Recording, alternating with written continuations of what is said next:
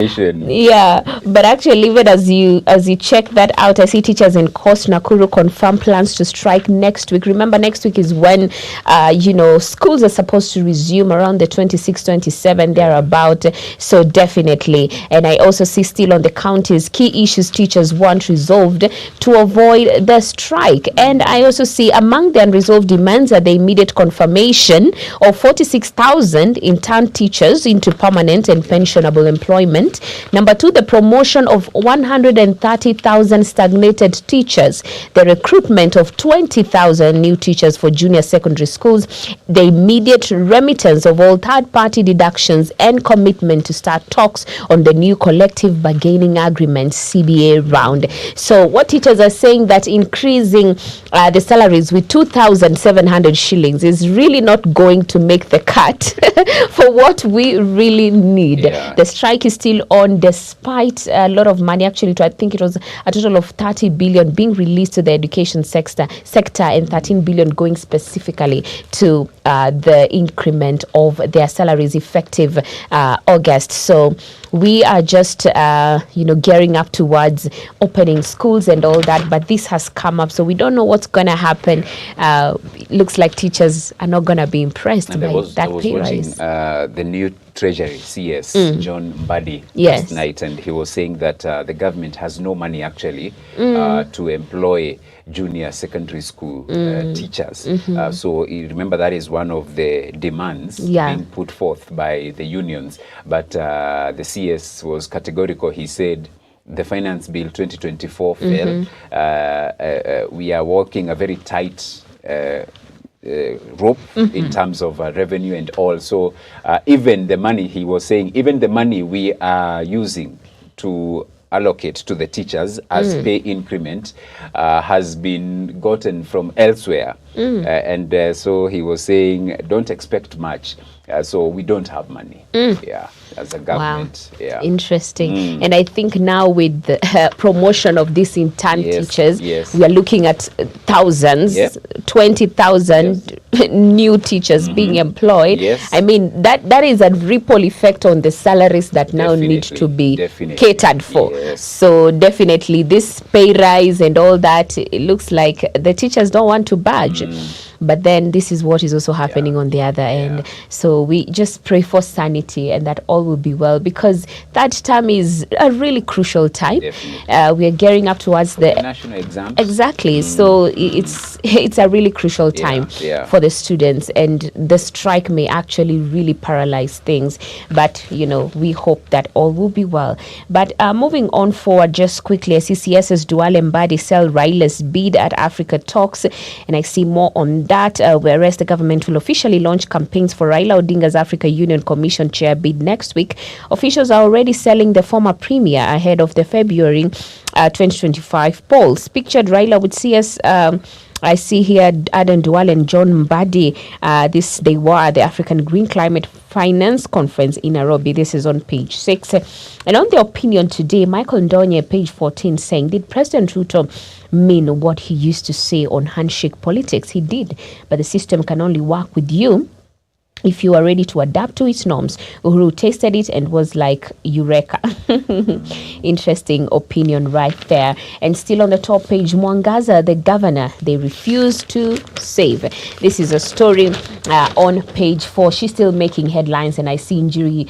She has had a sour relationship with MCAs and survived impeachment 2 times. Njuri Cheke declined to mediate the tiff between MCAs and also the governor. But I also see Gachagua also appealed to the leaders in the county, including the governor, senator, and the clergy, among others, to sit and deliberate the best way forward for the county. And this is a story on page 4. And moving on, still on the top page covered is something on the business page. NSE bond mat cross the 1 trillion shilling mark. And of course, in the world page, page 22, is Kamala's speech of her life. Definitely, it's a tight race happening at the moment in the USA. And if she actually gets into presidency, she will actually be the first female president in the US. So definitely it's a tough battle, but we wait to see how that turns out. On the business page, I see coffee farmers earn 465 million from auction. This is a story on page 19, and definitely maybe looking at one more story hapa kwenye business page ya CNCBA proposes 2.25 shilling dividend as profit hits 9.8 billion. And on the sports page, I see 5 new faces to watch in Bundesliga this season. Champions League finalists Dortmund, RB Leipzig and Stuttgart have strengthened. Olis in Bundesliga's most expensive new addition at a reported 53 million euros. That's a story on page 32. And page 31, I see come rain or shine, Kenyans aim for some soft landing. Teams aim for all Kenyan finalists battle for rugby 15's hot up. Laser Hill will be in action against Tanzania's Juhudi in basketball. And I also see on the Dollar Super Cup, there's a battle for 1 million shillings prize hot up this very week. Kenyan Paralympian Wawera finds courage in powerlifting contest. This is very interesting. Ladies lifting. I see lifting double her own body. Aki Wawera, lifting double her own body weight has helped Wawera feel strong and powerful. The Kenyan athlete finished 5th at the Tokyo Paralympics in 2021. She's a power lifter. I feel like interviewing her, asking her, what inspired you? But anyway, you are shocked. Hey, twice your body size. Yeah. You can even lift your own size. It is hard. Anyway, that's it for the standard bag of cement. In itself. Now imagine 100. Haya, tutafikiria mambo baadaye. Daily Nation, they go with a very depressing story. How farm bagged 1 billion shillings edible oil tender by email. Wow. Senate committee has started investigations into the controversial 16.5 billion shillings edible oils scandal.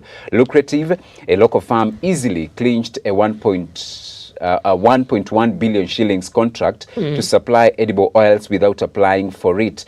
The farm secured the lucrative deal through an email notification and was never required to provide proof of certification to supply goods fit for human consumption. And I was just trying to go through that story on page 4 and 5. It's both hilarious and very concerning because they had not applied. Yeah. The same was not even advertised. The deal was not, the tender was not advertised because it should be advertised, but it was never advertised. For this particular company, the company is Charma Holdings. They never applied for these to supply the edible oils, but they were approached. According to the director, she appeared before the Senate committee yesterday on trade. Charma Holdings Limited director Ruth Kenyanjui shocked the committee when she revealed that she was approached by an officer from the Kenya National Trade Corporation to supply edible oils despite having never supplied such a commodity before. She is the sole director of the company, disclosing that although her farm, which has been in existence since 2008, is among KNTC's pre-qualified suppliers, it had never dealt in edible oils before. She said they were contacted through email by a KNTC officer to send their quotation for the supply of edible oils. Continue reading. It's a lot. It's a lot. It's on page 4 and 5. Okay. And so just like that, they bagged 1.1 billion shillings, not million, billion shillings. Oh my. Because they were able to supply 499,000 jerry cans. That is, they were able to supply 499,224 at a market price of $23 per jerry can. using an exchange rate of 100 shillings to a dollar. The total cost of the tender amounts to at least 1.14 billion shillings. And that is using 100. 100, that is using 100. We are not even at 100. 100 tulitoka kitambo. Tulitoka, so yes. That is more. Way more. Haya, other stories. Gigiri jailbreak, senior police officer and his junior in the soup. Kuna nini pale? You can read that on page number 13. I also see students have now been ordered to register for SHIF, SHIF, before schools reopen on Monday. That is on the back page, and we can go there. Ministry program expected to see employees contribute 2.75% of gross pay from October. In the new scheme, every Kenyan aged 18 and above will be required to make mandatory contributions. So you can read that on the back page of the Daily Nation. And Ruto gets entry into Raila's base. President William Ruto is taking advantage of the recent naming of opposition figures to his cabinet to make inroads in Azimio la Umoja One Kenya coalition leader Raila Odinga's regions. The president has lined up political engagements in Migori, Homa Bay, Siaya and Kisumu counties from Wednesday next week. He's expected to dangle development projects and also attend homecoming events for National Treasury Cabinet Secretary John Mbadi and his energy and petrol colleague Opiyo Wandayi. Ruto, who performed dismally in Nyanza in the 2022 election, also seeks to endear himself to the region by backing Raila for African Union Commission chairmanship bid. See that story on page number 6. We can go inside the paper. We will be fine without Raila, Karua says. The NARC Kenya leader was Odinga's running mate in the August 9th, 2022 presidential election. We refuse to remain silent. We refuse to be accomplices to the betrayal of the people of Kenya. We must speak for those who cannot speak. Right? Then we go to the pullout. And the pullout this morning, DN2 pull out the voice inside the G7 strategy. Women's leadership. The female governors elected in 2022 have come up with a plan to identify and empower women aspirants for 2027 with an aim of achieving gender equality in politics. That is the DN2, the voice pullout inside the nation. So you can read more about that. Then we go to the county news. Nasir ODM nomination divides cost. Mombasa Governor Abdul Nasir faces difficulties in uniting ODM as complaints against his elevation as deputy party leader grow. Mombasa, acquittal of 5 charged over substandard brown sugar reversed. In Nyandarua, dam springs back to life over community efforts. And in politics, Kionjori says Gachagua scheming to isolate Ruto. Leaders claim to be backing the transformational agenda. Lawmakers insist politics of the deputy president has been overtaken by events. From the international scene, Harris caps convention with a historic speech. Adam Kinzinger over disenchanted Republicans speak at Democrat convention. Harris faces Donald Trump, who served from 2017 until early 2021 after losing 2020 re-election bid to Joe Biden. I see Jason Carter, the grandson of former President Jimmy Carter, saying he is engaged like a lot of people in Georgia, pretty energized by the current moment. His body is very physically diminished, but he is doing well. Read that on page 25. And then the business section, state reduces cut on cane prices amid boycott threat. Farmers to get 5,000 shillings per ton after threat to stop deliveries to factories. And I see Serena Hotels operator TPS back to profit. Some good news there. And then sports page. Sports pages. Leopards increase season's budget to a record 150 million shillings. Club chair Shikanda calls on well-wisher to support the club in funding its operations. Gor coach Neiva confesses the pressure is real. And Real Madrid seek first La Liga win in Mbappe's home debut. You can read that on the sports pages. The Business Daily. Banks, stockbrokers hit as CBK stops bond trade commissions. Payment of agents to end on September 2nd. Move linked to launch of online platform. That is the front page. Kenya Airports Authority sank into a 4.2 billion shillings net loss for the year to June 2023, hit by a 5.4 billion shillings payoff to a joint venture for the cancellation of a tender to build a second terminal at JKIA. KRA's cleaning garbage budget doubles to 859 million shillings.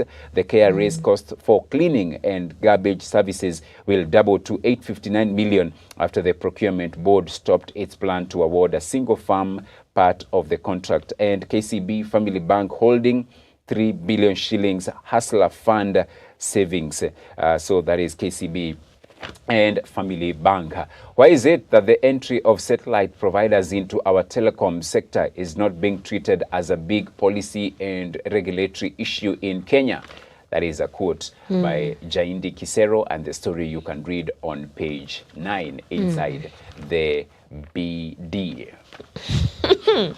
Okay. It's time for the VOD because, we are doing this initials thing now. Yeah. Anyway, that's it for the newspaper review, and definitely you can grab a copy of your favorite. But Pale Hope FM, anytime you tune in at the top of every hour, we definitely have news updates right here on Hope TV as well. We keep you up to date at 7 p.m. for Dira and 9 p.m. for News Watch. So we now pave way for the VOD.